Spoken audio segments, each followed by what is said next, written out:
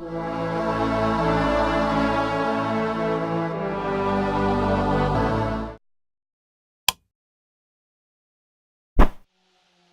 friends, and welcome to our first Friday Flashback with me, Naz Dragonart.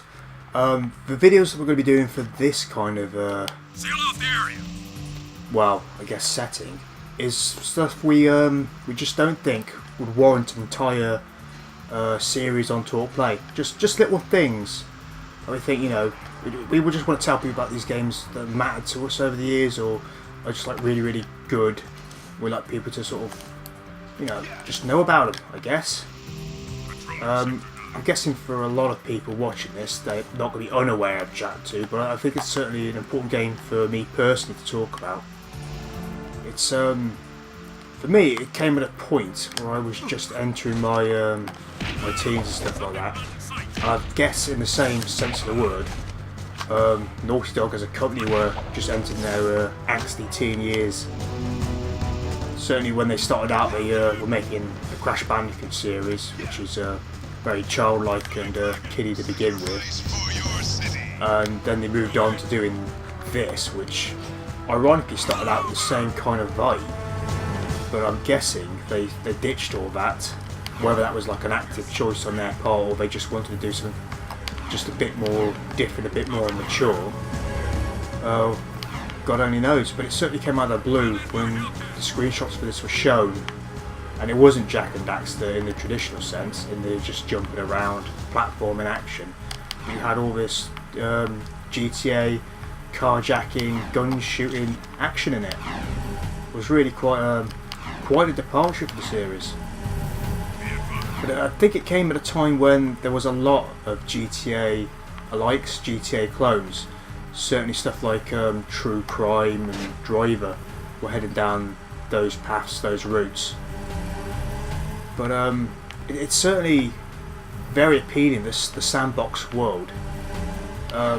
This is not by no means the most extensive sandbox world you will ever find. It's quite a relatively easy map. It's all blocked off in the traditional sandbox style where you have to get key cards to unlock certain areas. Such as this marked area is like midway through the game you get a key card to unlock this area, but it's certainly interesting, certainly dynamic, and has to persevere throughout the sandbox genre in order to sort of cone you off from areas. Something like I say, thankfully GTA 5 never really did. I guess their trick was to have one big city and have most of the missions in the beginning to start off in the city. So then you got used to that city, then you moved out to the wilderness. That comes from the narrative itself. As a game, I think I prefer this to certainly Jak I, just because of the expanse in the amount of stuff you can do. The change in tone was very pivotal to that as well. The mechanics are still all there, as it's worth noting. Like, it still plays like a platform when you are controlling Jak, even with the guns that are controlled like off the D-pad, so you press up and so on and so forth. Certainly a start to the systems we see nowadays, where a lot of the inventory systems are controlled off the D-pad and indeed on the fly. But what else can I tell you about this game? The story in it, in case you don't know, is basically Jak has been flung forward into the future, hence the change in setting. Oh, good hit. And he's trying to find out why they've infected him with Dark Eco and done all these evil experiments on him. I guess I could probably just let him a few shots, see if we get some Dark Eco going.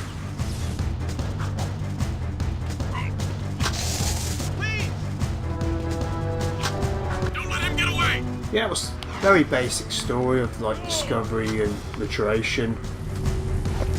But it's okay. It's okay. I wouldn't dare even dream to say it was the best story in the world, but it gets the job done.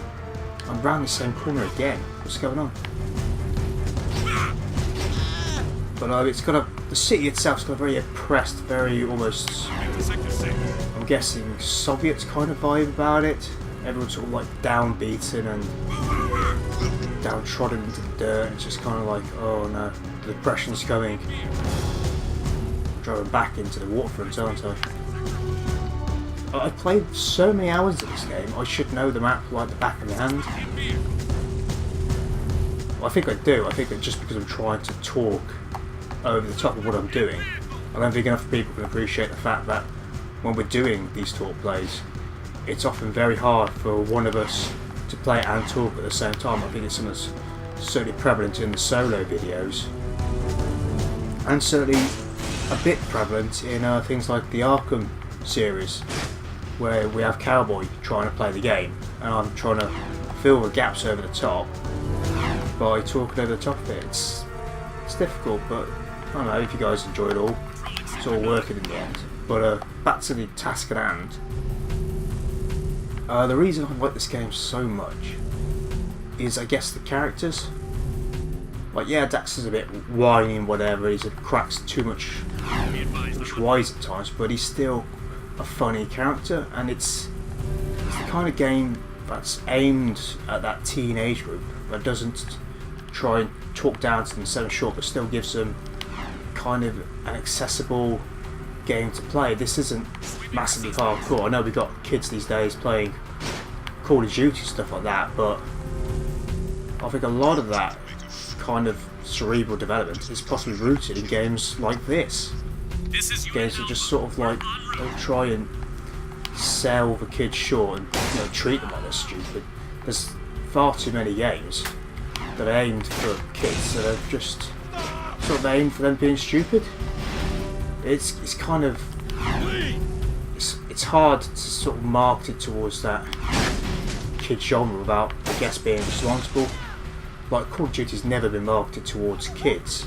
It's been marketed to like young adults, but a lot of kids do play them. I guess maybe to sort of get that kind of feeling that they're an adult, like they can play an 18 rated game just to be an adult. It's probably in the same way that the kids, certainly of my age, were watching 15, 18 rated movies in their early teens, just because that's what being an adult was about. You get to see the kind of movies. It's just that general idea that from the age of 5 to 18, you wish you were older so you could do more stuff.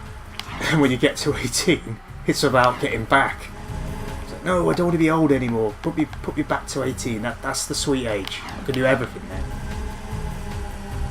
But I'd still recommend this game to anybody who enjoys a good platformer, certainly even a good GTA game these days, because it's still so much fun and it's still so easy to pick up and play. And I think that's important for any game, because there's nothing harder than putting a game down after you invest so much time in it and then deciding that, you know, you don't want to pick it up again because it's just plain goddamn too hard to get through now. Like Skyrim and the Bethesda games in general, they're massively guilty of that. It's just, I'm not blaming them for it. It's a hard thing to make these massive worlds and say, okay, you can play it for 30, 40 hours or whatever, but you can still go back and jump into it. You're never going to do that. You're never going to go, alright, I've poured all this time, I'm going to go back and start again. I mean, I've got 40 hours saved on a PS3 copy of Skyrim, which is buggy as hell. And I've just not had the desire to go back to it simply because it's just too hard. I can't picture going through it again. It's just daunting. Massively daunting. Whereas this has got a very contained, very easy to follow narrative structure. The story's not too heavy. There aren't too many like fetch quests as such that are like, you know, you need to get the optional upgrades.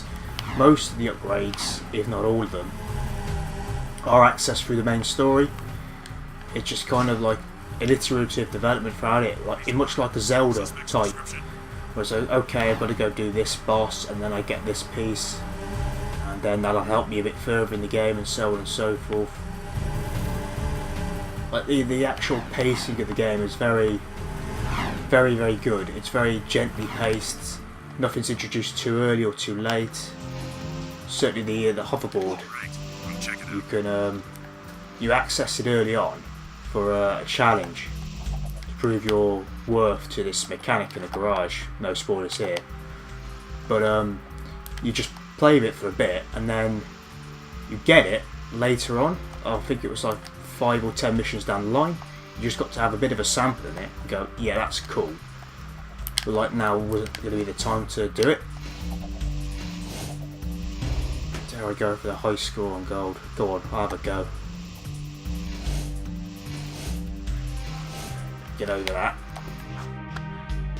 Good signs already.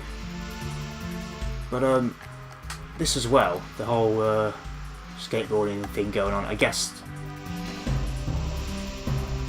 I don't know, it's always hard to sort of see something as being like this, some kind of alternate method, or whether they thought, we've got this really cool mechanic thing, should we slap it in the game? Or them just thinking, you know, we need to have some kind of like form of rebellion stuff going on in it. So skateboarding, so kind of like sticking it to the man, as it were. We should probably do that, but I guess the guys at Naughty Dog, they're just so smart with knowing what they want to do with things and how they're going to play the cards and how the game's going to shape up. It'd be very hard to comment from a design perspective what to think about certain things like that. But no, look, it's really is a lot of fun doing all this kinds of, like, high scores are always fun to sort of do, just because, you know, it's the idea of just trying to beat a score, set yourself a challenge. I don't think I'll be beating this one, but just let me give it a good go. I was gonna say, I guess a lot of the missions are just a lot of, there are a lot of like pointless sort of like fetch quest deals, like, oh, you must talk to me and do this mission for me if you want the information. So like, oh, okay, alright, fine, we'll go do this pointless mission and then see what you give me. But there are some really unique sort of characters in the game. Certainly one of my favourites is Crew, the arms dealer. He was just like a big fat sweaty like man baby in like a floating ring. I've never seen anything like it. He's just completely and utterly grotesque, and it's absolutely fantastic. I love it. Sort of a really cool way to sort of like express a villain. It's just make him look pointlessly grotesque. I guess that was a pretty fun character to have design. But a lot of the old characters come back in this, of what few there were. Certainly Samus the Sage and Kira, and of course our two Fearless heroes here. It's pretty much it really for the main cast of characters. There weren't a lot of characters to talk to in Jak and Daxter, and certainly that's one of the things I'd say as a retrospective downfall of that game, was you didn't have that many auxiliary supporting cast to sort of flesh out the story a bit more. It was a lot of, you've got to get to this objective type game. It's very basic, whilst this one's a bit more complex narrative wise, I'd say. But maybe that's just me talking the crazy words. But I really like the setting as well, like having that jump off here and I'll have a look at it properly. Having this big tower over here in the middle of the complex, imposing, very cool looking, and you get to go up there at one point in the game and just get to see the whole universe below you. The game universe, I mean, not the actual universe. It's not that at all. But it's amazing that they were able to create seamless worlds like this so early in the cycle with Jak and Daxter, and then improved upon it so radically in this game. But the world is just completely and utterly smooth in the transition, seamless. It felt really, really big, even though it's not. Like, I've covered the entire world now just from talking, but at the time, doing all the missions and everything like that, it gave you that sense of the classic RPG sense of, okay, this is your world at the minute. It feels quite big to you because you haven't been around it. But there's an entire map, a world out there, and when we gently unlock it for you, you'll see just how big that world is. Certainly achieved very, very well in like Final Fantasy VII, for instance, where Midgar felt like epically massive, and then you leave Midgar and it's kind of like, oh, it's just a quite large part of an even larger picture. And I think Jak and Daxter 2 really pulls it off well. Certainly this was very critically well received as a game. I'd like to think it was commercially well received as well. I think the numbers were pretty damn good for Naughty Dog to still be in business, making the games that they want, doing the things that they want to do. Certainly it's a big kudos to them that this game is so endearing to me still. A bit of gunplay, shall we? Just for the sake of it. So one of the things that does annoy me is the fact that very little consequence to you causing, well, basically terrorism like this. There's not like any kind of major escalation. You just keep having guys come at you, which is a bit of a shame, I guess. I wish there was a bit more invention, even though I know full well these guys are going to tame me if I carry on twatting about, but something like a wanted start system or any kind of escalation would have made a proper deterrent. I mean, that's the worst you get there.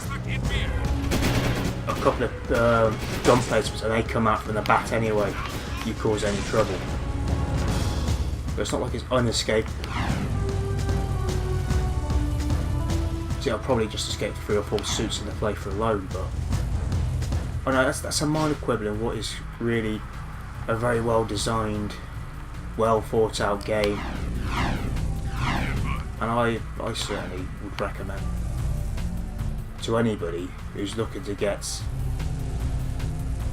well, any game really, certainly for a kid who, if they're playing a bit too much Call of Duty, this would definitely be worth a bit of a playthrough, and certainly for anybody who enjoys a bit of platform mixed with a bit of GTA action.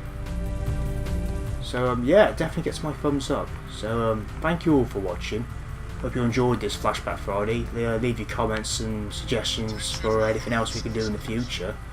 And I hope to catch you again soon. Alright then, cheers.